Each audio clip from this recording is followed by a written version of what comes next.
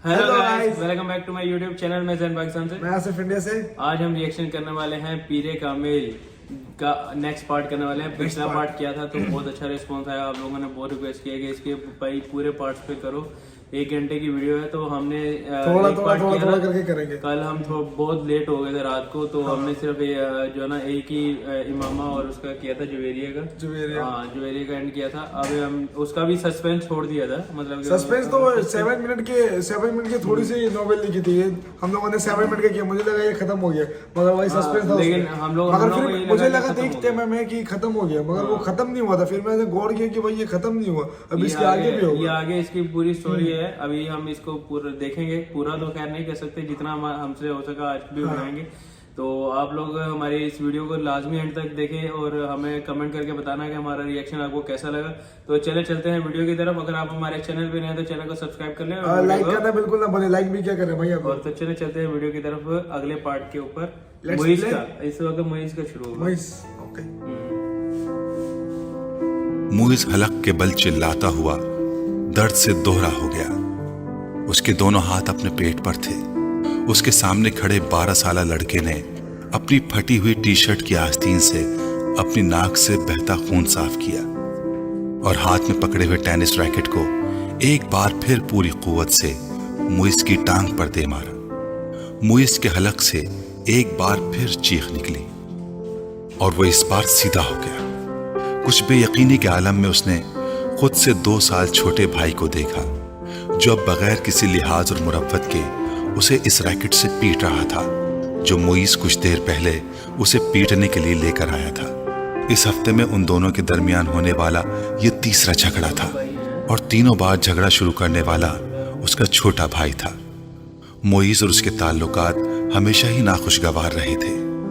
उनका झगड़ा बचपन से लेकर अब से कुछ पहले तक सिर्फ जबानी कलामी बातों और धमकियों तक ही महदूद रहता था, मगर अब कुछ अरसे से वो दोनों हाथापाई पर भी उतर आते थे। आज भी यही हुआ था। वो दोनों स्कूल से इकट्ठे वापस आए थे और गाड़ी से उतरते हुए उसके छोटे भाई ने बड़ी दरस्ती के साथ पीछे डिग्गी से उस वक्त अपना बैग खींच कर निकाला जब मुइज अपना बैग निकाल रहा था।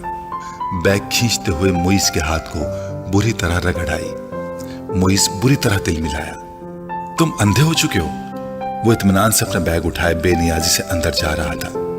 मुइज के चिल्लाने पर उसने पलट कर उसको देखा और लाउंज का दरवाजा खोलकर अंदर चला गया। मुइज के तन बदन में जैसे आग लग गई।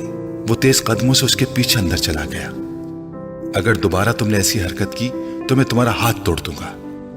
उसके करीब पहुंचते हुए मुइज एक बार फिर दहाड़ा।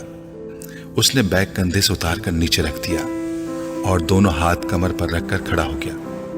निकालूंगा। तुम क्या करोगे? हाथ तोड़ोगे? इतनी हिम्मत है? ये मैं तुम्हें उस वक्त बताऊंगा जब तुम दोबारा ये हरकत करोगे। मुइज अपने कमरे की तरफ बढ़ा, मगर उसके भाई ने पूरी कुव्वत से उसका बैग खींचते हुए उसे रुकने पर मजबूर कर दिया।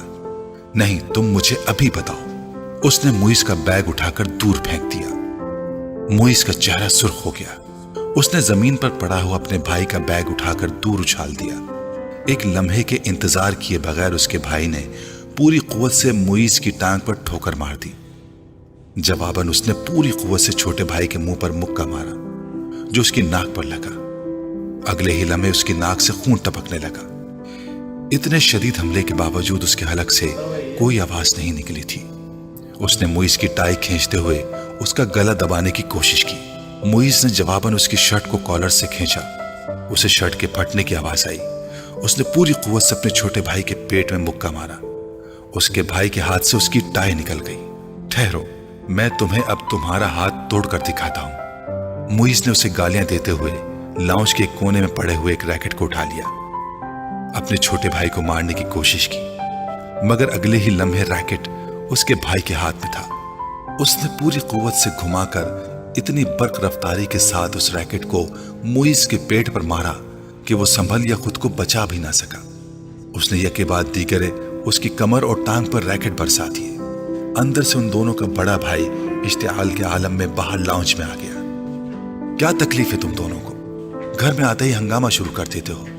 उसको देखते ही छोटे भाई ने उठा हुआ रैकेट नीचे कर लिया था। और तुम्हें शर्म नहीं आती अपने बड़े भाई को मारते हो? उसकी नजर अब उसके हाथ में पकड़े रैकेट पर गई। नहीं आती, उसने बड़ी ढिठाई के साथ कहते हुए रैकेट एक तरफ उछाल दिया और बड़ी बेखौफी से कुछ फासले पर पड़ा हुआ अपना बैग उठाकर अंदर जाने लगा।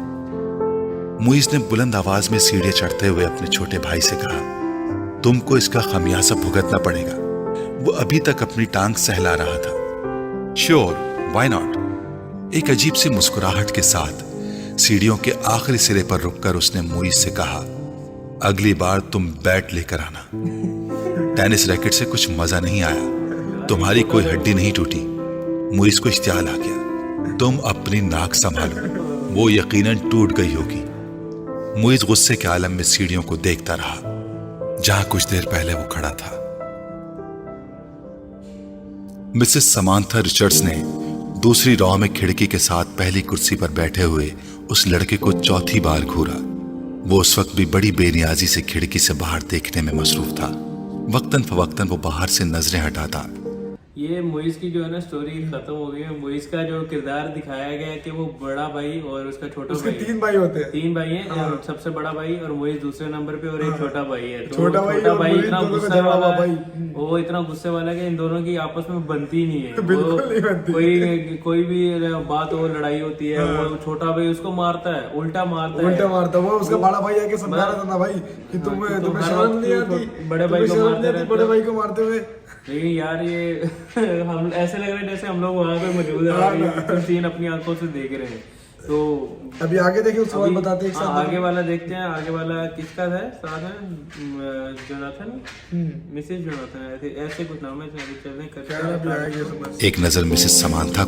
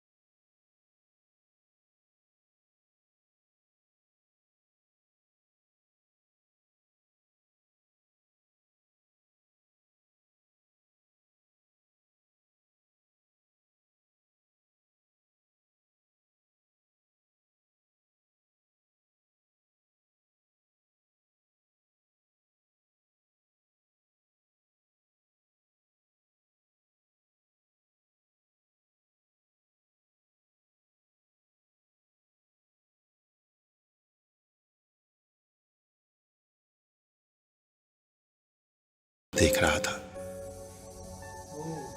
वसीम ने तीसरी बार दरवाजे पर दस्तक दी। इस बार अंदर से इमामा की आवाज आई। कौन है? इमामा, मैं हूं, दरवाजा खोलो। वसीम ने दरवाजे से अपना हाथ हटाते हुए कहा। अंदर खामोशी छा गई।